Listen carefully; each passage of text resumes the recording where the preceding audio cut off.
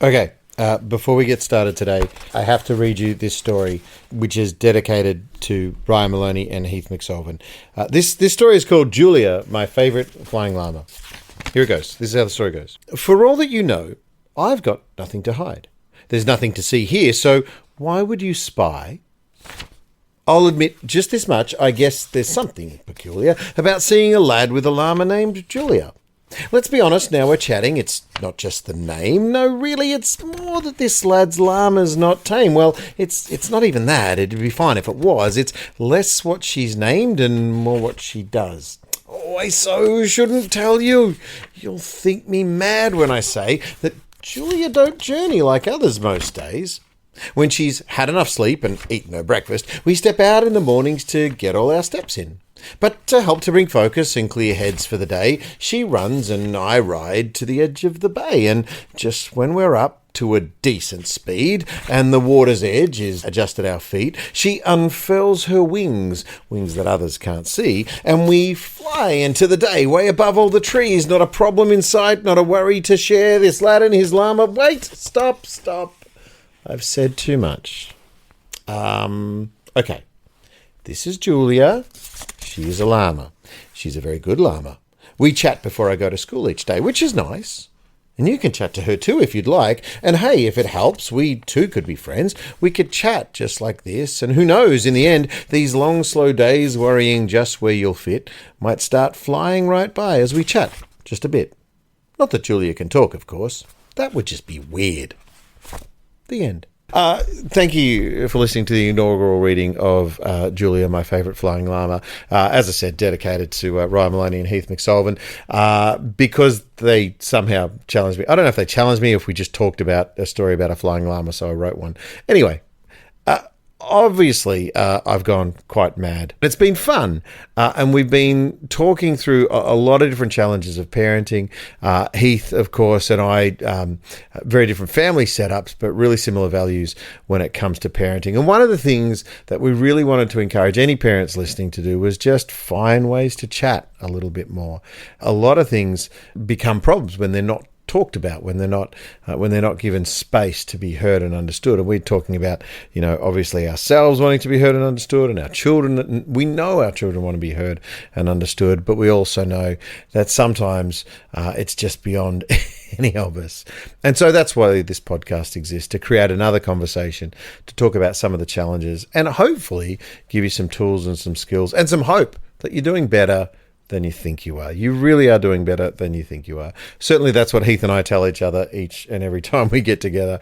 And I tell you, this conversation with Ryan Moloney, actor on Neighbours, very famous Australian actor who played the role of Toadie for 30 years. It was just a wonderful thing to hear how his journey of parenthood paralleled with sort of the character he was playing on TV and all the lessons that he learned along the way and all the insane skills he managed to pick up along the way. I don't think he's ever owned a llama. He certainly knows how to fly a plane. Anyway, please enjoy the second part of our incredible conversation with an incredible dad. His name's Ryan Moloney. He's a very cool neighbour.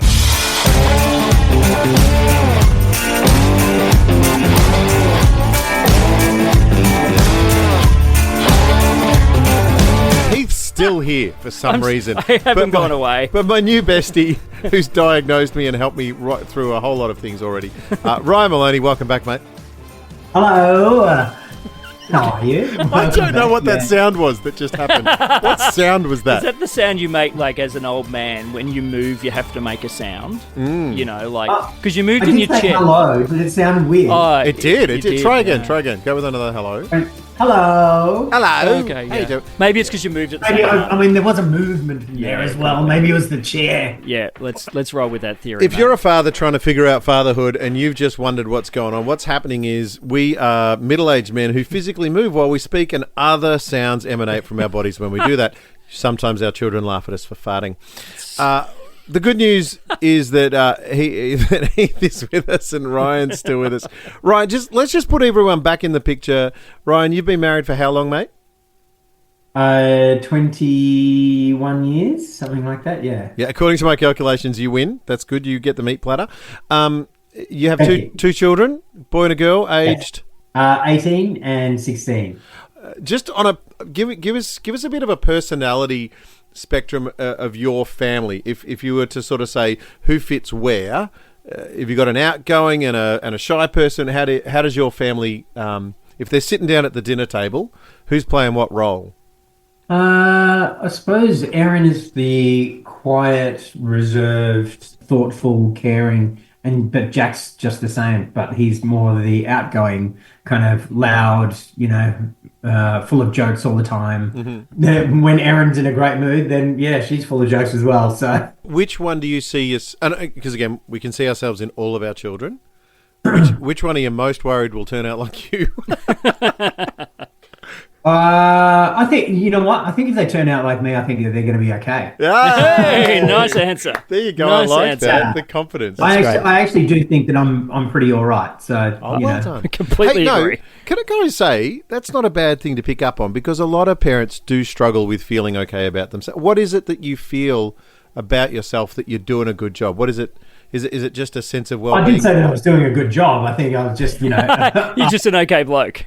I'm just, like as a person, I think I'm pretty all right. I'm pretty good. Have you always felt that way about yourself, or is that have you been pretty good at accepting you along the way? No, I think I've certainly got better at that. Yeah, that's something that's hopefully comes with age, and I think probably also it's something that comes with. I've had a lifetime of putting myself out there and trying things and being willing to fail and failing and succeeding and just kind of getting up, just doing it again and doing something else and doing something else. So there comes a point, I think, where you just kind of go, you know what, man? Even though there's times where you don't feel fantastic about yourself and, you know that you're doing a crap job at certain things, that still at the same time, you just kind of go, you're still pretty all right there, mate, The thing that I used to say to people about, being a parent is that if you give a shit, you're better than most. You're probably better than, at least 50%. If the care factor is large, then you're doing okay. Yeah, that's right. Yeah. And you can make mistakes with that as long as you care. Yeah. Yeah. Do you find that view that you have of yourself as... Because, to be fair, a lot of people don't look at themselves and think, I'm okay, I've turned out okay. A lot of people don't think that way. Do you think that example that you've had of yourself in your life has rubbed off on your kids? Do you find that they have followed that same sort of ideology that you have of your own self? No, I wouldn't say so. I think probably they almost feel a sense of pressure about it, to be honest. Yeah. Right. I mean, certainly even, just wage disparities. Right. When my kids are going to their part-time jobs, full-time jobs, whatever it is, and they're like, oh, how am I ever going to get, forward in life and all this kind of stuff. Their life has been based on, or their growing up has been based on, kind of what it is that I'm bringing into our family in terms of, finances and whatnot. And so for them to be met with reality, wow, to kind of go, no, this is not normal. Even though we've been trying to tell them the whole way, this is not normal, guys. They get the job at McDonald's and come home with, $50 after working smelling for of fries 4 hours, standing near a deep fryer and go, hang on, what's this about? But every parent casts a shadow. Your shadow might be a bit bigger than most, I guess, would be a way of describing that. Have you tried to sort of, I don't know, how do you, because they know you're famous, they and obviously you're just dad to them, that doesn't matter to them, but but you're saying they do feel some sense of pressure as well. I had a conversation with my wife Ali when Erin was, I think she was only just born, I think, and I was like, I want to do something amazing. I want something, a challenge. I want to have achieved something, and I was like, you know what? I want to climb Mount Everest. And just her response to that was, she went, yeah, okay, we'll go do it. And wow. Yeah, that's right. And like just the fact that she opened up permission, she gave permission for that to be real. Yep. Right. And it was like, oh, wow. Okay. So all of a sudden, the block is kind of gone now from, oh yeah, you can actually do this. And then it was like, actually, I don't want to climb Mount Everest. I want to go and do marathons. Yep. So that was, and it was like that, the point of like kind of learning how to run marathons, of doing something which is, in when you first start is impossible. Yeah. And then you just plan your work, and then you work your plan, and then you've got race day, and then you achieve it. Yep. And so it's that kind of thing of going that, like, that taught me so much about life, Yeah. in terms of you can do, pretty much anything. You've got to plan your work, you got to work your plan, and then away you go. And when I was doing my commercial pilot's license, my first one was on, it was called Human Factors, on, how the brain works, what happens with the body, and all that kind of stuff. Okay. Through flight and bloody blah. And I studied my backside off. Yep. I'll step you back just a bit again. I went to a university open night about, for commercial aviation. And at the end of it, they said, "Oh, has anyone got any questions?" I put my hand up and I said, is there a part-time version of this? They actually laughed and they said, "No, because the chances of you finishing that are next to none."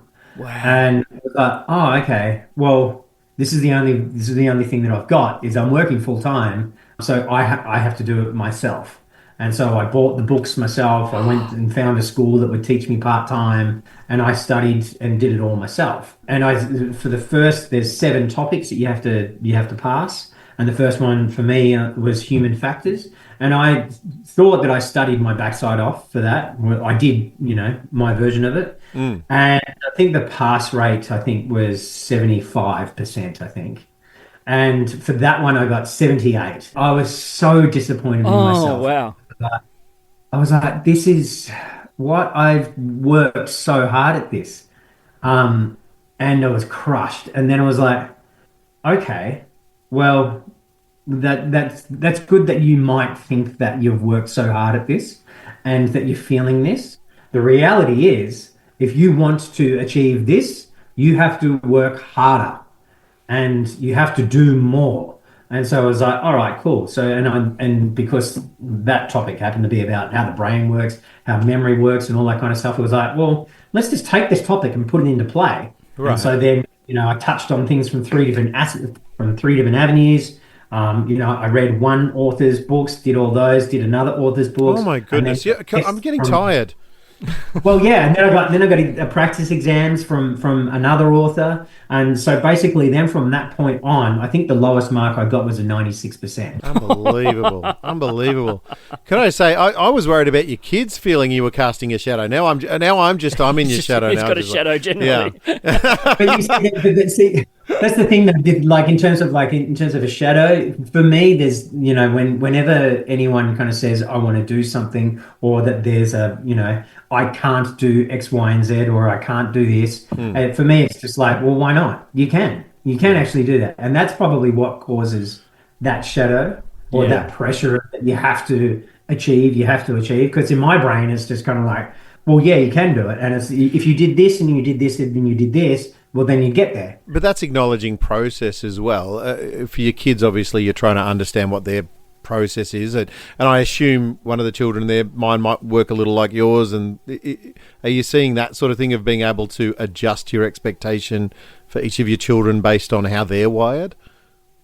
Yeah, that's certainly a challenge. Yeah, it's certainly a challenge. Certainly, I know for Erin, because, whenever I come up with those type of things, it can very much stop a person in their tracks, because it's very confronting. And probably, once again, one of the other things that I kind of realized early on in life is that up until this realization is that I wanted someone to take responsibility for my life. And then when I kind of understood that, it's like, oh, hang on a second, I actually get to take responsibility for my life. Everything in my life is how it is, because that's how I've made it.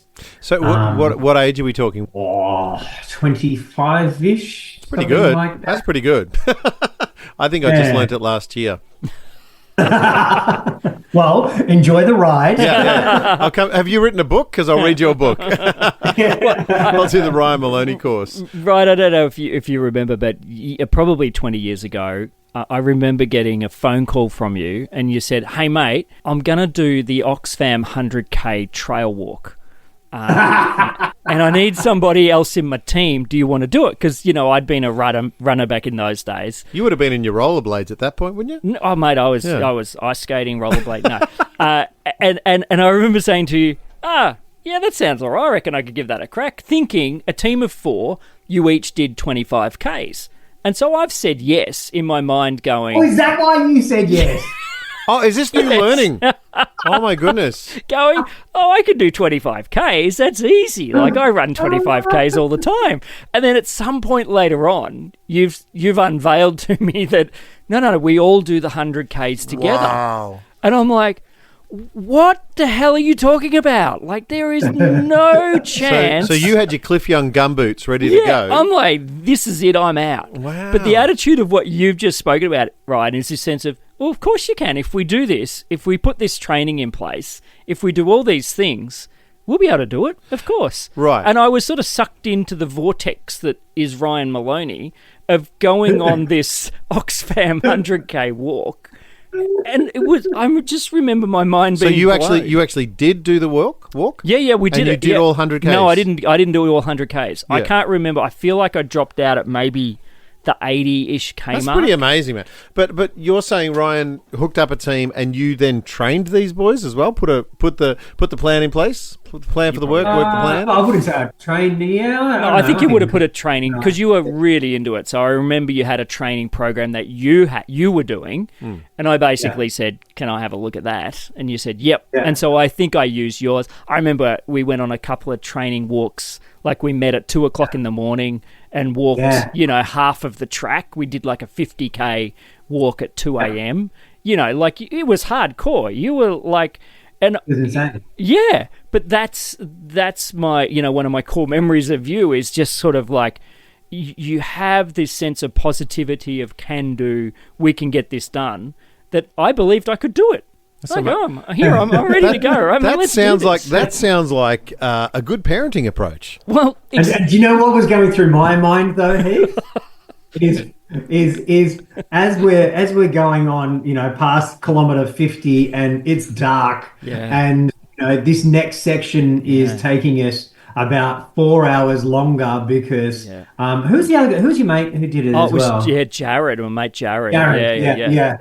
Because both you and him, and all through that point, from the 50K point onwards, we're breaking down all the way through. Yeah. And I'm sitting there going, oh my God, will you just quit? It's just taking us so much longer. Just quit. Right. So that's where the patience ran out for Ryan Moloney. But at the same time, I was kind of like, yeah, no, come on. You can do it. Yeah. But meanwhile, if you quit, that's okay. It was secretly. It's okay to quit. It's okay to quit. I don't want to let you down, man. I just want to give you permission now to leave. Get off the deck. So I'm hearing a lot of that hyper focus you were talking about, mate, is present in a lot of the things you've achieved. I just wanted to quickly, because we've been talking a little bit about the digital world, parenting in the digital world, and so I'm just I don't know if I want to cast aspersions and judge a book by its cover, but if you're a hyper focus guy, how do you go once you open up the reels on the phone? Are you the guy that can't get off for 3 hours? No,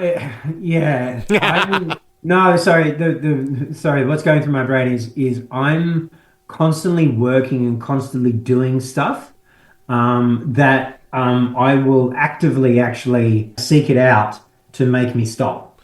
Right. So for you, it's a circuit breaker. Yeah. Because otherwise, like I'll be studying something, I'll be learning something about, and it's almost kind of like, actually, I just need 10 minutes of just flicking through and just going, oh, okay, cool, that's it. Oh, my brain is just, it pauses for a moment. Interesting. So for you, it's a relaxant. So, but you've got an 18 and a 16-year-old. Did you and Ali agree, did you have that conversation when they were little, we're going to let the kids have X amount of screen time or no screen time? Did you have all those conversations? Oh, hell yeah. Yeah. No, they didn't have they weren't allowed to have a phone. Like everyone was like, oh yeah, but my friend's got a phone. I'm like, I don't care. Yeah. You're not getting one. So how old were they when you would say they got phones and say iPads or something like that? I think it was year 8, year Yep. 9, Yep. even maybe year 9 for Erin, and Yep. probably year 7, 8 for Jack, I think. Yep. Yep. Yeah. And how do you still need to govern that time for them now, being 16 and not 18? Is there still a sense of, hey, Jack, you've been on your phone a bit much, or is Jack just not the kid that's on his phone much at all? Oh no, it's very much a thing of going. I've asked you to unstack the dishwasher, which you've done, but why are all the dishes still sitting on the bench instead of in Technically, he's unstacked it, mate. You so forgot to give it. You That's forgot correct. to give him the whole plan, Dad. he's It lawyered goes up on you, mate. Step 1, step 2, But step that's the 3, thing, step it's like in his brain, it's kind of like, I've done what you've done, and at the same time, I'm on my phone. Yeah. And Yeah. it's like I've done the tick, and I haven't even noticed what's there. So it's stuff like that where I see evidence of it. And yeah, I certainly know for Erin that there'll be times where she'll be on it for what I deem as hours. But having said that, is that I'll come in from working outside for two seconds, see her, okay, you're on your phone, go out, work for the next 4 hours, come back in. Oh, you're on your phone. Oh, you must have been on your phone for the last 4 hours. Yeah. You've told that story in your own mind. Yeah. But that's half of it, though, isn't it? Is being present to see them. I get that certainly from my elder two all the time. I just picked it up, Dad. I haven't been on it the whole time. Or I was just on at the moment, I'm finding it hard because so much of their life relies on a Discord chat, an email thread. Like there's so many elements of their work life, school life, etc., that rely on these devices. I'm finding it hard to know, were they using it as a social thing? Were they using it to ignore doing the dishes, as you just said? Or was this actually, I don't know, I'm feeling very middle-aged in that space right now. No, it's certainly how organizations communicate. Certainly I started a basketball club, and that at that point was when a lot of community stuff, a lot of community clubs and whatnot were switching to just using Facebook as their way of communicating with everybody. Yeah. And so it was kind of like, wow, this is not good, but this is what everyone is doing. So I'm just going to add that to the list. I've got farm, pilot, started a basketball club. So Don't even start. The list is going to get long if we want to play that game. I'm just. He's only touched on a few things, man. I tell you, it's phenomenal. Between him and his amazing wife, they're two of the most entrepreneurial people I think you'd ever meet. Willing to take a risk, willing to give anything a crack. But let's not go down that bunny hole, because that's a deep bunny hole. Yeah, I mean, but that's a beautiful thing. You found someone that you two obviously inspire the best in one another, is what I'm hearing. Yeah, I think we do. Yeah, I think we can handle each other's crazy, which is nice. Yeah. And so the kids are growing up in that environment, and they're going. You're saying about I think I brought up the long shadow that we cast, but you're saying I don't want them to feel the pressure to have to start their own businesses, be entrepreneurial, do all the things we do, and the reality check of working at Macca's. What's the in between for you? How do you sort of look at that thing of when you say you've made a plan and for yourself and you do the work and work the plan? Have you guys sat there and gone, I've got a bit of a plan for the kids to draw them into some sort of profession or some sort of best version of themselves? Is there a parenting approach you take to that? Well, I actually said, I don't know, maybe 4 or 5 months ago, I actually said to the kids, I said, look, I just want you to know that if I die, right, this is what I want from you, right? Erin, I want you to be happy. That's it. That's all I want from you, is I just want you to be happy. And Jack, I want you to live to your full potential. Wow. Because the way that you are and the talents that you have in what you do, he can very easily just take the easy part. Yeah. And it's like, no, dude, no, you need to reach your potential. Yeah. Find it, keep looking, keep going. Which is introducing adversity to the smooth ride, yeah? Yeah, absolutely. Challenge yourself. Don't just take it easy. And in all honesty, like Jack said to me, well, like a little while ago, I was like, I don't want to do VCE. I want to get an apprenticeship. I was like, okay, cool, man. That's not a problem. What do you want to do? What kind of apprenticeship do you want to do? And he was like, oh, I don't know. I was like, well, no, that's not good enough. Yeah. Come talk to me when you actually know. And I threw a few things at him and whatnot. And then he was like, oh, I want to become a mechanic. I was like, oh, okay, cool. All right. So let's talk about this. All right. So what kind of a mechanic do you see you being? And he's kind of like, oh, a car. He was like, great, cool. What kind of cars are you working on? Where are you working? Yeah. What is your wage that you're going to be earning? What are the type of things that you are going to be doing? And once we can have these kind of conversations in terms of building this life, then great, we're on board. It's not just, oh, I want to do this. Because I'm telling you, mate, if the way that your brain works, if you go off and work at Kmart Auto, just doing services of cars, you are going to be so bored that quick. Yeah. It's not going to be, it's so not going to be fulfilling. Yeah. What for you don't, sure, you want to be a mechanic, but you actually want to be the engineer. You want to be the one who actually makes the car, who wants to understands it does this X, Y, and Z. Yeah. So, and to his credit, he's kind of like, I want to, so he's doing, math methods and physics and all that kind of stuff. And for him, his competition is to see whether or not he's smarter than me, which is, that's great. That's great. So, because you want him to be smarter than you. You hope he's going to be smarter than you. Well, absolutely. Yeah. But at the same time, once he reaches that point though, does he switch off? So you're going to keep going. You got to have some aces up your sleeve. I'm sensing a competitive vibe at the dinner table. That's what I'm sensing. Moloney house. It's just like... How does Trivial Pursuit? Who throws the board first in Monopoly? That's always a good question. So just for you then, the digital side of life, because you started out in, your acting career was TV existed. At the time it existed at 6:30 at night for half an hour, and if I wanted to watch that episode again, I had a VHS tape. That was at the start of your career. By the end of your, but not only that though, is that like how people got to be known and got to be famous was from magazine covers. Yeah, right. Yeah. So can I just ask? I mean, and I know you're finishing up with the show, or you have finished up with the show, and you're just doing a few things this season, but. Do you? I haven't. I should have checked this. Do you have a social media profile where you tap into that, the actor part, and use that at all?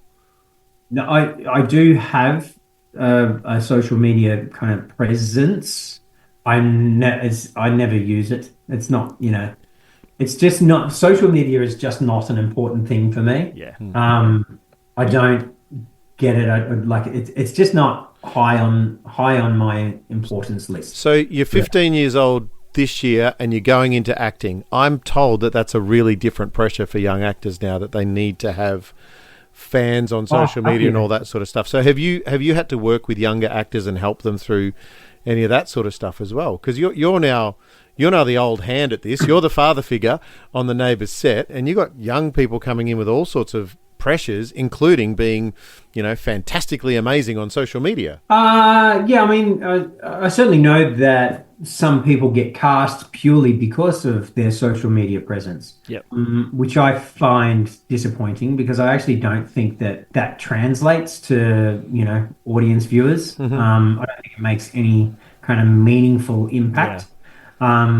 And I think it also means that you're not casting someone who has a background of training, right, or a real desire to be one, to be an actor, as opposed to being famous. I think probably for me the thing is, for me it's not actually about being famous. If you want to be an actor, you don't do it to be famous. You do it because you love acting. Yeah. It's got to be something that you enjoy and you have a passion for. If you're doing it to be famous, you're doing it for the wrong reasons, and it actually just won't work. Because you're not going to connect with your audience. You've got no idea what you're doing because you're too busy looking at how many likes you got opposed to, But I think that's the common thread. I just want to grab that thread real quick. Whatever you do it because you love doing it. right? Surely that comes up in every professional conversation. You talk about the parenting. You're trying to draw these skills and talents out of your kids, trying to love them and lead them, and you're trying to say to them in so many different ways, I'm trying to find what you love so that you can do what you love, so that you continually grow, because eventually getting into the wrong profession can be killer. We've actually just discovered that for Erin as well. She was doing a personal training course online, and in all honesty, like I was reading through it, and it was like, this is a psychology degree. This is not, personal training. This is ridiculous. And it was also a degree in English. It was like you're asking the same question and you're wanting it answered 7 different ways. Right. So that kind of didn't work for her. And I was, looking at her, and the thing that she loves doing the most is actually making presents for her friends. Oh, wow. Hampers and all this kind of stuff. And it was like, well, how do you do that for a job? And then I was like, well, actually, you love flowers. So you know what? I actually think that you'd be a really good florist. I think you'd love it. And I just quietly found like a place you can just go and do like a 2-hour course. Yeah, right. And Bloom and Marvelous is I'm going to give them a plug because they're just wonderful. Bloom and Marvelous. That's a great name. So I booked Erin, dad and daughter little session, and she was kind of like, why are we going to this? I thought, well, because it's going to be fun, I think, and then through it was like, you're enjoying this, aren't you? And she's like, yeah. And it just so happened the teacher was like, actually, you know what? She's got quite an eye. She's got quite a skill for this. Nice pickup, Dad. Well done. Yeah. So I was kind of like, do you want to do this again? She's like, oh, yeah, I really enjoyed that. And so now we're actually heading down that path. And it actually seems that her teacher is actually saying, you never come across students like this. This is one of the things that I know and love about ADHD. I don't worry about what they're going to do, because as soon as you find that thing, there is absolutely no stopping it. Right. Yeah, set them on the path. Just let them go. Yeah. Oh, just, let them, wander. Yeah. And then all of a sudden it'll be bang, and off you go. Yeah. And certainly so for Erin, her teacher is like saying, I've never come across a student like this, ever. Wow. That I can just show her something and she'll be like, oh yeah, cool. Yeah, no worries. Bang, bang, bang, bang, bang, bang. Wow. And just makes it. And beautifully, perfectly. It's like a proud dad moment, really, when you hear somebody say something nice about your child. Like, does that make you sort of go, oh, that's so good. I'm so proud. Oh, it's great. It's nice. It's nice for her to find her thing. Yeah. Because, so in her life, she's wanted to be a professional basketballer.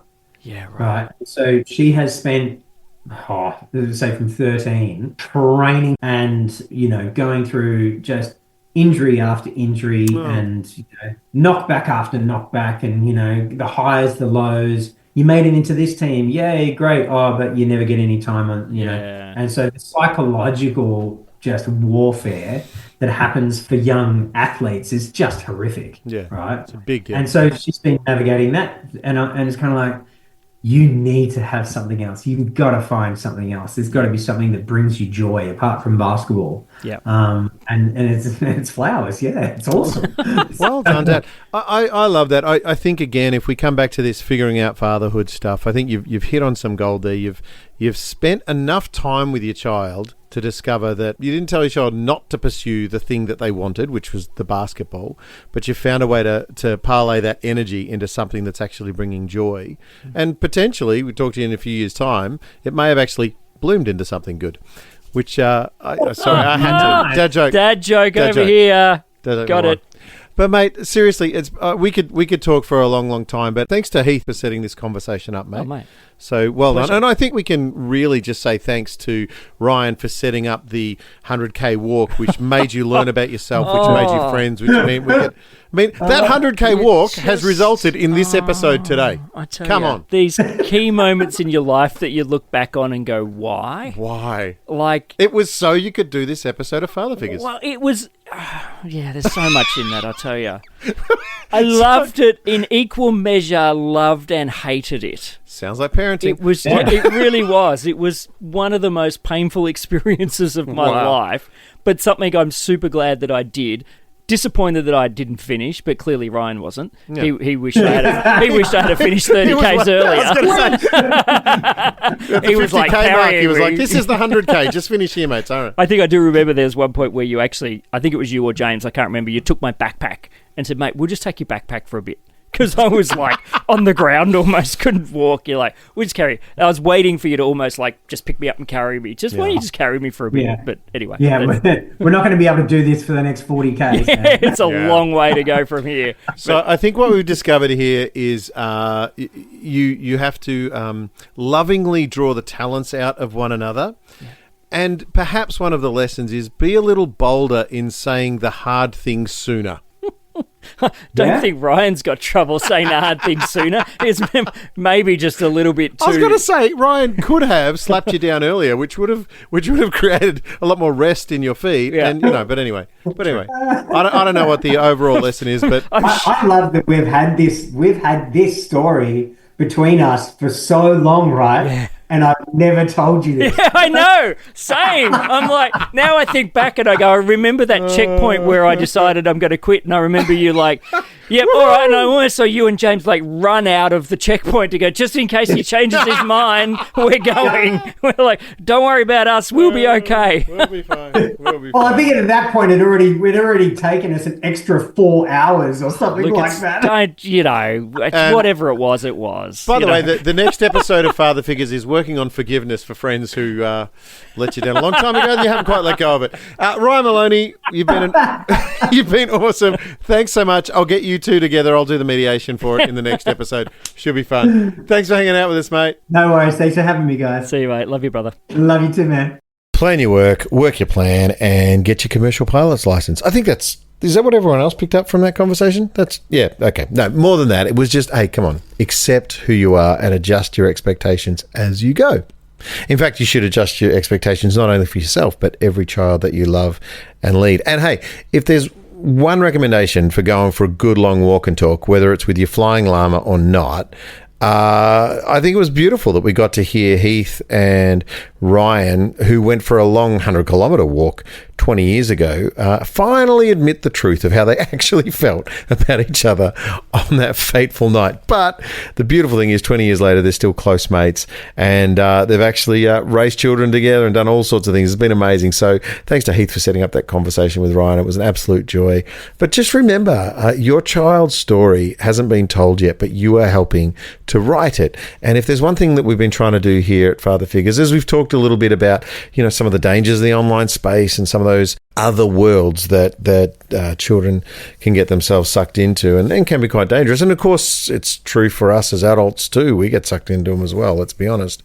The point is that the more we're able to step out of those spaces and step into those slower moving spaces where we get to walk and talk, we get to understand one another. It's the old listening and learning trick. It's nothing new. There's no new revelation in it, but we do get something beautiful when we're reminded of this, and we're reminded of how simple that can actually be. The ones that we love and lead are the ones that we should be learning from. We should be listening to learn so that we can love and lead well. And so, look, I hope that as you've listened to Father Figures Season 2, that you've picked up on some fun ideas, that you've heard some dads talking honestly about their journeys, and that's been encouraging too. Just to understand that, I know it might be cliche to say, but yeah, we all fall short, and we all need strength from one another. And for me, above all, I need strength from God, and that's why I'm a man of faith, and that's why I pray to the God I pray to, and that's why I ask Him for help every day, because I don't have the strength to do it, don't have the skill set to do it most days. But I know that in His strength and with great friends and people around me, we can learn from each other to love and lead well. Hey, that's it for Season 2 of Father Figures. Big thanks to Heath, my effervescent, joyous, balding, short but beautiful friend and co-host. Also to MJ, who's been producing the podcast for us, to Casey, who's done some incredible edits, and to the whole team at 899 The Light, who have gotten behind this podcast and made it into a reality. It's been an absolute blast. Hey, if you've liked and subscribed, especially of course if you've subscribed to the channel, any bonus content that comes along, you'll get it first, and season 3 will come later in the year as well. It's just been an absolute joy. Thanks for hanging out with us. My name is Justin Michael, and this was Father Figures.